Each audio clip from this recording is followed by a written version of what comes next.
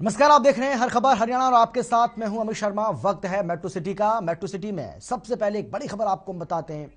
इस वक्त की एक बड़ी जानकारी आपको हम दे रहे हैं और ये जो बड़ी खबर आपको हम दे रहे हैं वो है रणदीप सिंह सुरजेवाला से जुड़ी। रणदीप सिंह सुरजेवाला कोरोना पॉजिटिव पाए गए हैं। ये बड़ी जानकारी आपको हम दे रहे हैं। रणदीप सिंह सुरजेवाला कोरोना पॉजिटिव पाए गए हैं। कांग्रेस के बड़े नेता, कांग्रेस के महासचिव, कांग्रेस के राष्ट्रीय प्रवक्ता ट्वीट कर उन्होंने खुद इस बात की जानकारी दी है। संपर्क में आने वाले लोगों से जांच की अपील भी उन्होंने की है। ये बड़ी जानकारी आपको हम दे रहे हैं। इस वक्त की बड़ी खबर आपको हम बता रहे हैं। कांग्रेस के दूसरे नेता जो हरियाणा से ताल्लुक रखते हैं, जिनको कोरोना हुआ है, इससे पहले आपको याद होगा कि कांग्रेस के राज्यसभा सांसद दीपेंद्र सिंह हुड्डा भी कोरोना पॉजिटिव पाए गए थे और अब कांग्रेस के राष्ट्रीय महासचिव रणदीप सिंह सुरजेवाला को लेकर ये जानकारी सामने आ रही है कि रणदीप सिंह सुरजेवाला को भी कोरोना हो गया है। रणदीप सिंह सुरजेवाला भी कोरोना पॉजिटिव पाए गए हैं और बाकायदा उन्होंने ट्वीट कर इस बात की जानकारी दी है। इसके साथ ही उन्होंने अपील की है कि जो लोग भी बीते दिनों उनके संपर्क में आए हैं वो भी अपना कोरोना टेस्ट जरूर कराएं। पहले अपने आप को आइसोलेट करें, उसके बाद अपना कोरोना टेस्ट कराएं। तो ये बड़ी जानकारी आपको हम दे रहे हैं किस तरीके से प्रदेश में और देश में कोरोना का खतरा लगातार बढ़ता जा रहा है। इस बात का अंदाजा आप इसी से लगा सकते हैं कि एक के बाद एक अब जो राजनेता हैं वो भी इसकी चपेट में आ रहे हैं। आज सुबह ही ये खबर सामने आई जब दिल्ली के मुख्यमंत्री अरविंद केजरीवाल भी कोरोना की चपेट में आ गए। इसके साथ ही मनोज तिवारी भी कोरोना की चपेट में आए। बाबुल सुप्रियो को लेकर ये खबर सामने आई। दीपेंद्र सिंह हुड्डा कोरोना की चपेट में आ चुके हैं और इसके साथ ही अब रणदीप सिंह सुरजेवाला को लेकर ये जानकारी सामने आ रही है कि रणदीप सिंह सुरजेवाला भी कोरोना की चपेट में आ गए हैं और ये ट्वीट उन्होंने किया है जो हम आपको दिखा भी रहे हैं। हर खबर हरियाणा पर ये ट्वीट आप देख रहे हैं। रणदीप सिंह सुरजेवाला ने अपने इस ट्वीट में क्या कुछ कहा है ये आप यहाँ पर देख पा रहे हैं। रणदीप सिंह सुरजेवाला ने ट्वीट कर खुद इस बात की जानकारी दी है कि वो कोरोना पॉजिटिव पाए गए हैं और जो कोई भी उनके संपर्क में आया है वो लोग भी अपने आप को सबसे पहले आइसोलेट करें और उसके बाद अपना कोरोना टेस्ट जरूर करवाएं। तो एक के बाद एक कोरोना के मामलों में लगातार ये बढ़ोतरी और एक बड़ी चिंता का विषय, क्योंकि जिस तरीके से मामले बढ़ रहे हैं ये चिंताएं बढ़ा रहे हैं। ये कहीं ना कहीं लोगों को सोचने पर मजबूर कर रहे हैं कि भाई अब किस तरीके से इस कोरोना पर काबू पाया जाए। हालांकि सरकार की ओर से, प्रशासन की ओर से तमाम तरह के कदम जरूर उठाए जा रहे हैं, लेकिन इन सब के बीच लापरवाही बढ़ती जा रही है और उसका नतीजा भी हम देख पा रहे हैं। दिल्ली के मुख्यमंत्री अरविंद केजरीवाल की अगर हम बात करें तो लगातार एक के बाद एक रैलियां वो चुनावी राज्यों में कर रहे थे और उसका खामियाजा अब उनको भुगतना पड़ा है। और जो भी राजनेता पब्लिक गैदरिंग कर रहे हैं और जनसभाएं कर रहे हैं या किसी भी काम से, किसी भी कार्यक्रम में शिरकत कर रहे हैं, अब उनके भी पॉजिटिव होने की खबरें सामने आ रही हैं। आगे बढ़ते हैं। गुरुग्राम में बढ़ते कोरोना मामलों को लेकर गुरुग्राम पुलिस ने सख्ती बरतना शुरू कर दिया है। गुरुग्राम में बाजारों को तय समय पर बंद कराया गया। इसके साथ ही पुलिस की गाड़ियां भी लगातार बाजारों में गश्त करती नजर आ रही हैं। पिछले 2 दिनों की नरमी के बाद अब पुलिस का रवैया सख्त दिख रहा है। इसके साथ ही मास्क न लगाने वाले और कोविड नियमों का पालन न करने वालों के चालान भी किए जा रहे हैं।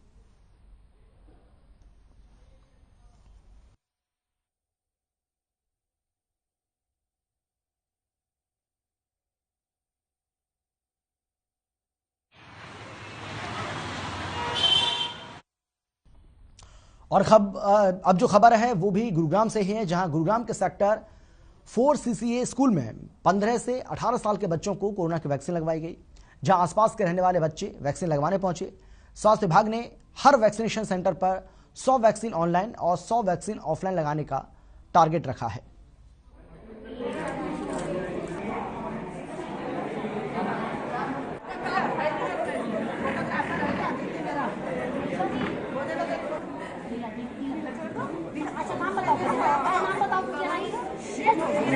ये वैक्सीन अभियान में सहयोग कर रहे हैं क्योंकि स्वास्थ्य विभाग ने ये ठाना है कि कोई भी बच्चा हिंदुस्तान में बिना वैक्सीन के ना रहे। जो इसके लिए एलिजिबल है, यानी 15 से 18 वर्ष की आयु तक। हमारे स्कूल में 462 ऐसे बच्चे हैं जिनको वैक्सीन लगी है। गुरुग्राम में लगातार कोरोना के मामलों में बढ़ोतरी हो रही है। साथ ही अन्य जिलों में भी बढ़ते संक्रमण को देखते हुए प्रदेश सरकार ने मार्केट और वाइन शॉप के खुलने और बंद होने का समय सुबह 9 बजे से लेकर शाम 5 बजे तक का कर दिया है। अब आदेशों के लागू होने के 3 दिन के बाद जब वाइन शॉप्स की सेल कम होती नजर आई तो गुरुग्राम के वाइन शॉप संचालक एकजुट होकर आबकारी विभाग और जिला उपायुक्त के कार्यालय जा पहुंचे, प्रदर्शन करना शुरू कर दिया। साथ ही समय अवधि को बढ़ाने की मांग करने लगे। अपनी मांगों को लेकर ज्ञापन आबकारी विभाग के अधिकारी को भी सौंपा है।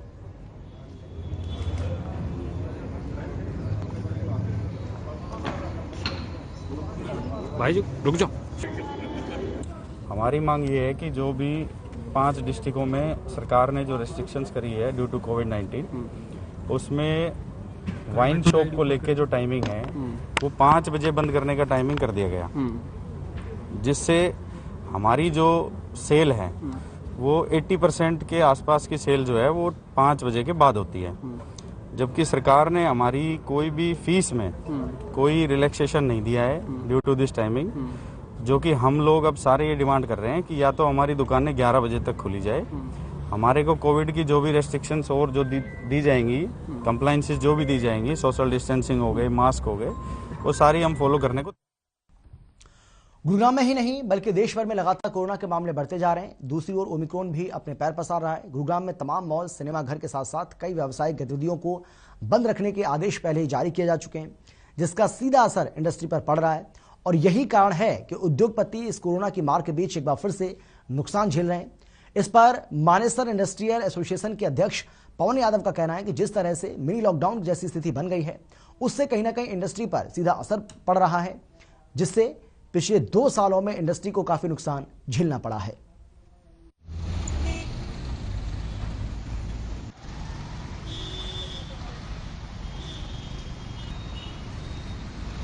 देखिए, इंडस्ट्री पे अगर आप डायरेक्ट इम्पैक्ट की बात करोगे तो ज़रूर आएगा, लेकिन ये मिनी लॉकडाउन से अगर कोविड या ओमिक्रॉन से बच जाते हैं तो इंडस्ट्री रिवाइव कर जाएगी, कोई हमें ज़्यादा प्रॉब्लम नहीं है। बट मेन जो मोटो है वो है हमारा जीवन बच गया तो आज 5 बजे तक शॉपिंग मॉल्स बंद हुए हैं या क्लब्स बंद हुए हैं, रेस्टोरेंट्स बंद हुए हैं, 50% पे गए हैं। तो अगर ओमिक्रॉन से हम बाहर आ गए तो 2 महीने बाद, 10 दिन बाद या 15 दिन बाद जैसी चीज़ें ठीक होगी, इंडस्ट्री फुल चलेगी।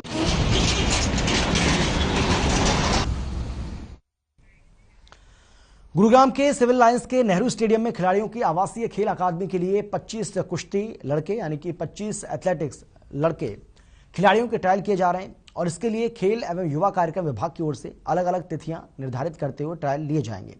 इस चयन प्रक्रिया में 12 से 19 साल के खिलाड़ियों का चयन किया जाएगा।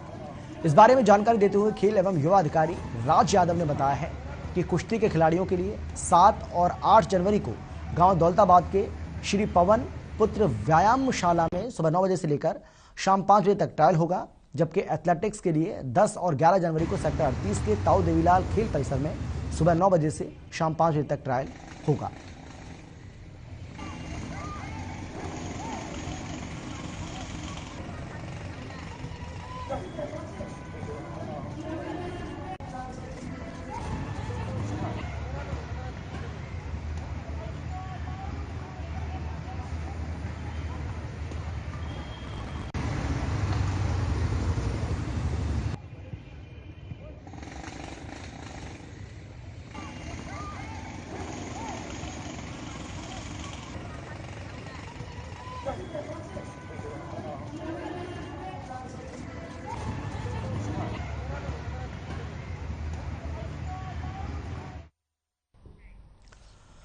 और चलिए इस बीच एक बड़ी खबर आपको हम बता दें। इस वक्त की बड़ी जानकारी आपको हम दे रहे हैं और ये जो बड़ी जानकारी दे रहे हैं आपको वो आ रही है चंडीगढ़ से। राज्यपाल से मिले हैं कांग्रेस के विधायक। राज्यपाल से कांग्रेस के विधायकों ने मुलाकात की है। डाडम हादसे की जांच के लिए ज्ञापन सौंपा है। नीरज शर्मा और चिरंजीव राव ने मुलाकात की है। एनआईटी से विधायक हैं नीरज शर्मा और रेवाड़ी से विधायक हैं चिरंजीव राव। ये बड़ी जानकारी आपको हम दे रहे हैं, ये बड़ी खबर आपको हम बता रहे हैं इस वक्त की। राज्यपाल बंडारू दत्तात्रेय से मुलाकात की है कांग्रेस के 2 विधायकों ने और डाडम हादसे की जांच की मांग की है।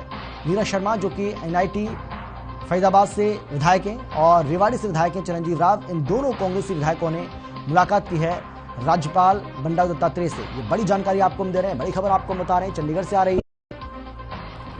नीरज शर्मा और चिरंजीव राव जो कि कांग्रेस के विधायक हैं और इन दोनों कांग्रेसी विधायकों ने राज्यपाल बंडारू दत्तात्रेय से मुलाकात की है और डाडम हादसे की जांच की मांग की है। राज्यपाल से मुलाकात करने के लिए पहुंचे नीरज शर्मा और रेवाड़ी से विधायक चिरंजीव राव। और अब तस्वीरें आपके सामने, तस्वीर आपको हम दिखा रहे हैं। राज्यपाल से मिले हैं कांग्रेस के ये दोनों विधायक, जिसमें उन्होंने बाकायदा एक ज्ञापन सौंपा है और डाडम हादसे की जांच की मांग की है।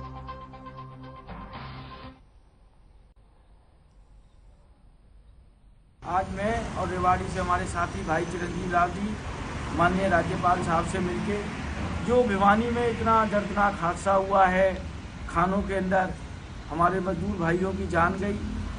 उनके मुआवजे के लिए, सरकारी नौकरी के लिए माननीय महामहिम जी को ज्ञापन दे के आए हैं।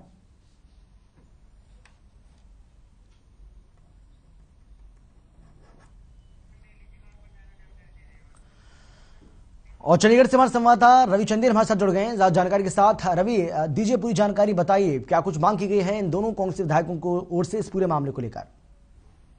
देखिए, भिवानी के ढाडम माइनिंग एरिया के अंदर जो हादसा हुआ है, उस हादसे को लेकर जो है फरीदाबाद से कांग्रेस के विधायक नीरज शर्मा और रेवाड़ी से कांग्रेस के विधायक चिरंजीवी रावत द्वारा जो है राज्यपाल बंडारू दत्तात्रेय को एक ज्ञापन सौंपा गया है। ज्ञापन के अंदर जो है वो मांग की गई है कि इसकी केंद्रीय जांच एजेंसी से इसकी जांच की जाए। साथ ही साथ उन्होंने कहा कि जिस तरीके से इस पूरे मामले का संज्ञान जो है गृह मंत्री अमित शाह पहले से ही ले चुके हैं, तो हमारी मांग है कि इसकी जांच जो है वो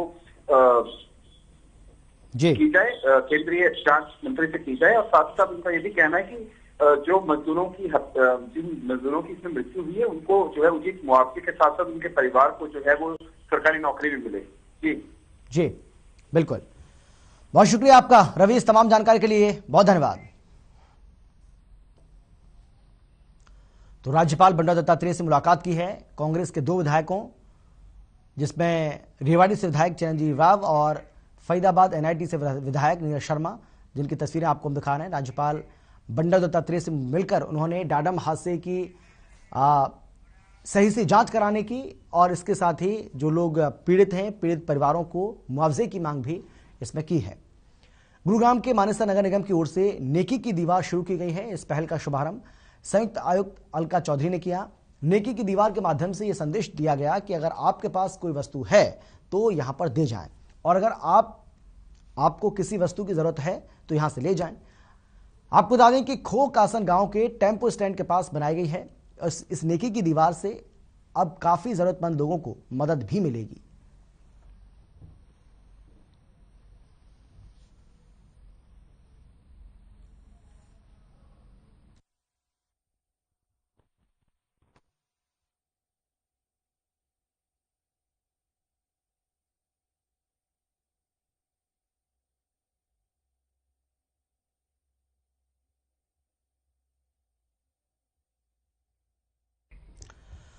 और चलिए इस बीच एक बड़ी खबर आपको बता दें, बड़ी जानकारी आपको हम दे रहे हैं। साइबर सिटी गुरुग्राम में एक बार फिर से कोरोना विस्फोट हुआ है। साइबर सिटी गुरुग्राम में एक बार फिर से कोरोना विस्फोट हुआ है। 634 नए मामले सामने आए।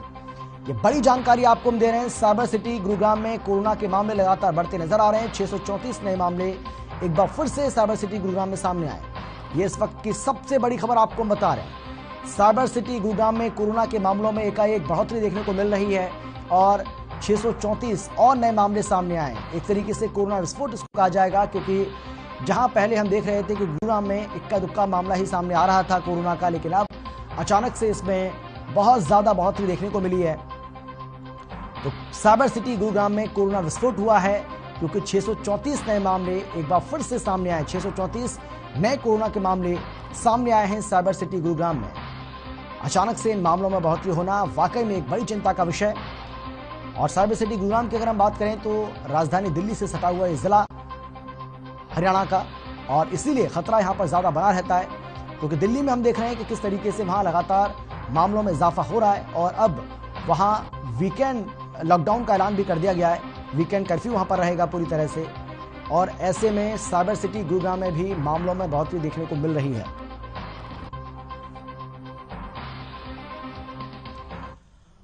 और गुरुग्राम के हमारे ब्यूरो चीफ प्रवीण शर्मा जी हमारे साथ जुड़ गए हैं ज्यादा जानकारी के साथ।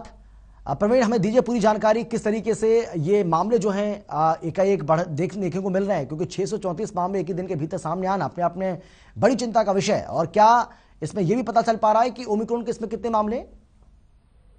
जी बिल्कुल, देखिए सुमित, मैं आपको बताना चाहूंगा कि गुरुग्राम में आज जो एक्टिव केसों की संख्या है वो 634 हो गई है।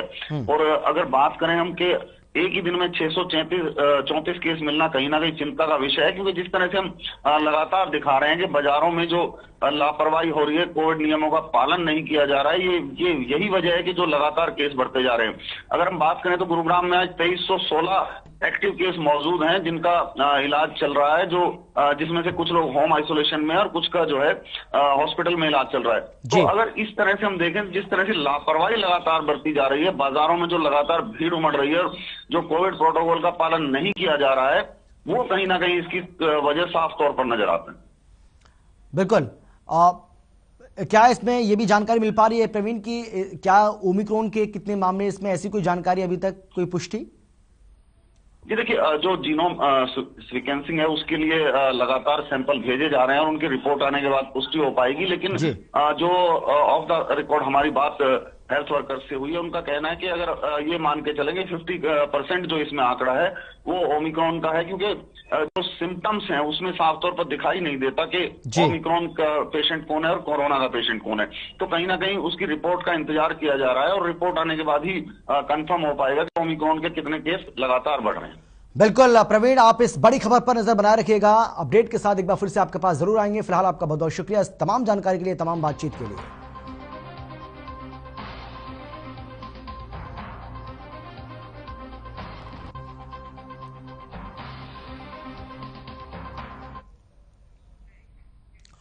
सोनीपत में दुकानदारों और लोगों की बड़ी लापरवाही देखने को मिल रही है। एक तरफ तो कोरोना को लेकर लगातार लोगों को जागरूक किया जा रहा है, तो वहीं दूसरी तरफ लोग बिना मास्क के नजर आए। सोनीपत जिला दिल्ली से सटे जिलों में से एक है और यही वजह है कि दिल्ली में कोरोना के बढ़ते मामलों का असर दिल्ली से सटे इलाकों में भी देखने को मिल रहा है। लेकिन लोग कोविड नियमों को लेकर पूरी तरह से लापरवाह दिख रहे हैं। क्यों? आपका मास्क कहाँ है जी?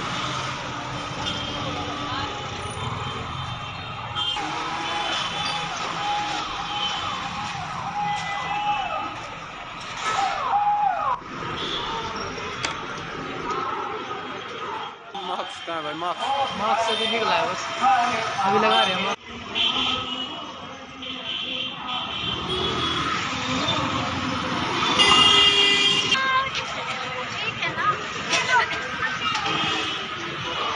और आप तो रक्षा चलाते हो? नहीं, मास्क लगाओ, सवारी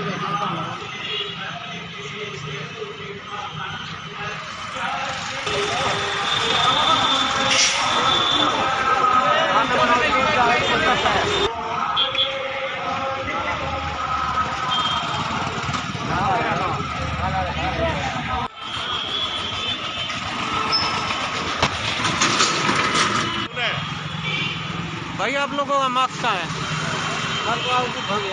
क्यों छोड़ दिया? आपका कहाँ है मास्क? की तस्वीरें आपको हम दिखा रहे हैं। यहाँ पर आप देख सकते हैं किस तरीके से लोग जो है वो बहुत ज़्यादा बेपरवाह या यूं कह लीजिए कि लापरवाह कोरोना को लेकर नजर आ रहे हैं। किसी के भी मुंह पर आपको मास्क यहाँ पर दिखाई नहीं दिया, जितने भी लोग। इस वक्त हम सोनीपत का सुभाष चौक जो है, मशहूर सुभाष चौक है, इस वक्त हम मौजूद हैं। 5:30 बज चुके हैं और 5 बजे का जो समय रखा गया है लॉकडाउन का, ये तस्वीरें आपके सामने बयान करती हैं कि लोगों की कितनी बड़ी लापरवाही है। हमने रोका भी, टोका भी और पूछा भी। कुछ चेहरों पर मास्क नहीं दिखाई दिए, कुछ लोगों के चेहरे पर मास्क दिखाई दिए। लोगों की बड़ी लापरवाही है।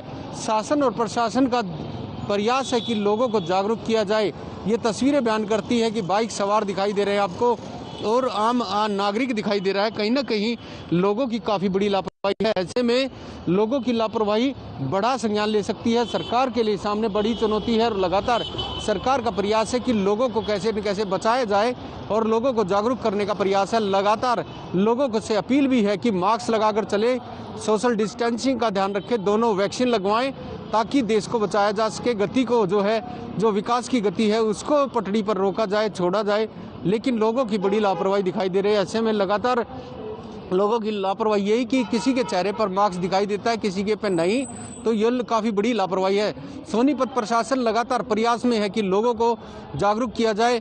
मास्क है जरूरी, जीना है जरूरी, वैक्सीन है तो जरूरी, लेकिन लोगों की लापरवाही है। 6 बजे का वक्त हो चुका है, 5 बजे का लॉकडाउन का समय है, लेकिन आपको मेरे पीछे जो दिखाई दे रही हैं कुछ दुकानें खुली हुई हैं, कुछ दुकानों का लापरवाही जो है वो बीमारी को बढ़ावा दे रही है। हर खबर के लिए Sonipat Lajpat. National independent schools alliance के राष्ट्रीय अध्यक्ष और federation of private school welfare association के प्रदेश अध्यक्ष कुलभूषण शर्मा फरीदाबाद पहुंचे, जहां निजी स्कूलों के संचालकों के साथ ही कई मुद्दों पर मीटिंग की, जिसके बाद प्रेस कॉन्फ्रेंस कर मीटिंग के एजेंडे के बारे में जानकारी दी, जिसमें मुख्य रूप से स्कूल में पढ़ने वाले छात्रों की बोर्ड परीक्षा सेंटर दूसरे स्कूल की बजाय उसी स्कूल में बनाए जाएं जिसमें वो छात्र पढ़ते हैं। साथ ही प्रदेश के गैर मान्यता प्राप्त 1300 स्कूलों के बच्चों की परीक्षाएं बोर्ड के अंतर्गत हों। वहीं उन्होंने मांग की है कि धारा 134 के तहत फर्जी इनकम प्रूफ बनवाने वाले अभिभावकों के खिलाफ दंडात्मक कार्रवाई की जाए। इसके साथ ही उन्होंने मान्यता प्राप्त स्कूलों को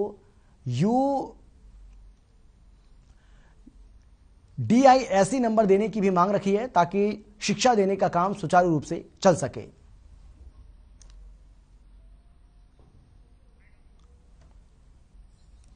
हमारा प्रमुख मुद्दा ये है कि बोर्ड एग्ज़ाम के लिए इस वर्ष जो है सेंटर सेम स्कूलों को बना दिया जाए, क्योंकि कोविड की जो अभी मार है वो कंटिन्यू है और स्कूल बंद भी हैं, तो इसलिए सुरक्षा के मद्देनज़र जो है सेम स्कूलों को ही सेंटर बना दिया जाए। और जो टेम्परेरी रिकॉग्निशन का एक मामला है जिसमें हमारे 1300 समथिंग स्कूल अभी जो है उनके लिए पोर्टल नहीं खुला, बोर्ड ने इजाज़त नहीं दी है, तुरंत प्रभाव से सरकार ये पत्र जारी करे ताकि ये संशय की स्थिति खत्म हो और बच्चों का भविष्य जो है सुरक्षित हो और वो बोर्ड से ही अपनी जो है परीक्षा दे सके। और एक UDISE का जो मामला हमारे संज्ञान में आया है कि सैकड़ों स्कूलों को जो है UDISE नंबर सरकार ने नहीं दिया, और जिनके पास मान्यता और संबद्धता भी है तो तुरंत सरकार जो है और शिक्षा विभाग इनको UDISE नंबर जो है अलॉट करे ताकि ये पूरे मन से अपने शिक्षा के कार्य करें। जी ने जो मांगे रखी हैं हमारे सभी स्कूलों की तरफ से, हम उनका समर्थन करते हैं और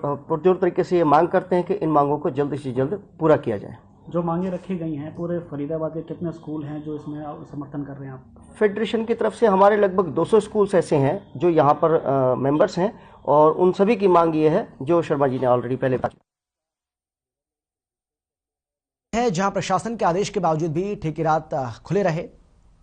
पुलिस की नाक के नीचे फरीदाबाद के लगभग सभी ठेके देर रात तक खुले नजर आए, या यूं कहें कि शराब ठेका संचालकों ने सरकार के आदेशों की जमकर धज्जियां उड़ाई। इतना ही नहीं, मीडिया के कैमरों के चलने के बाद भी शराब ठेका संचालक बिना किसी कानून खौफ के शराब बेचते दिखाई दिए। नीलम चौक के शराब ठेका संचालक ने अपनी बात रखते हुए कहा है कि लोग शाम 5 बजे के बाद ही शराब लेने आते हैं। आम आदमी भी शाम 5 बजे के बाद ही शराब पीता है, और इसीलिए सरकार को शराब के ठेकों को अगर बंद करवाना है तो सुबह भले ही बंद करवा दे, लेकिन शाम 5 बजे के बाद खुलने के आदेश जारी करे।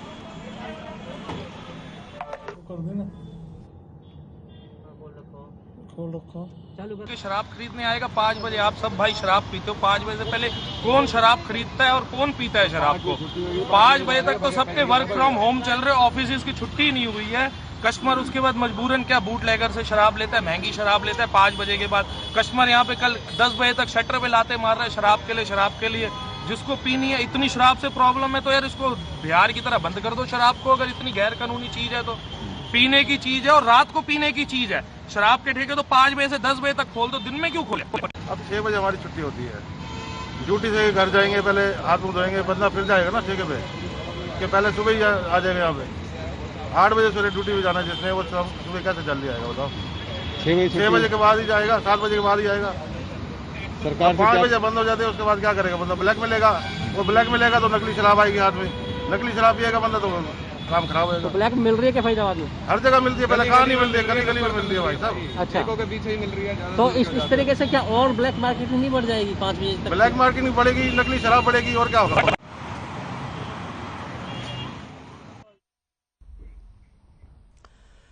फरीदाबाद में भी 15 से 18 साल तक के युवाओं के लिए कोरोना वैक्सीनेशन शुरू कर दिया गया। ऐसे में सेक्टर 9 में मानव भवन में आयोजित वैक्सीनेशन शिविर में कोरोना वैक्सीनेशन के लिए आए युवा काफी उत्साहित नजर आए। युवाओं ने केवल वैक्सीन लगवाने के बाद खुद को सुरक्षित महसूस किया, बल्कि अभिभावक भी युवाओं का उत्साह बढ़ाने के लिए पीछे नहीं रहे। युवाओं का कहना है कि वैक्सीनेशन को लेकर उनके अंदर किसी तरह का डर नहीं है और वो सरकार का आभार भी व्यक्त करते हैं कि सरकार ने उन्हें भी कोरोना का सुरक्षा कवच मुहैया कराने के लिए चुना।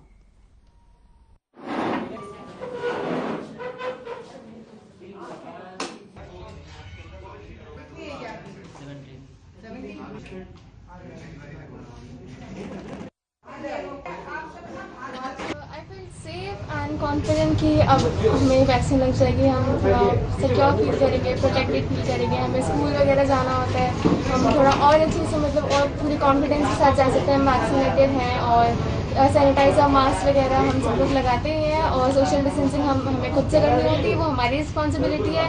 और हमारी रिस्पॉन्सिबिलिटी ये भी है कि हमें वैक्सीन भी लेनी है और गवर्नमेंट को हम थैंक यू बोलते हैं कि हमारी वैक्सीन आई है एंड मतलब हमें वैक्सीन लेनी चाहिए।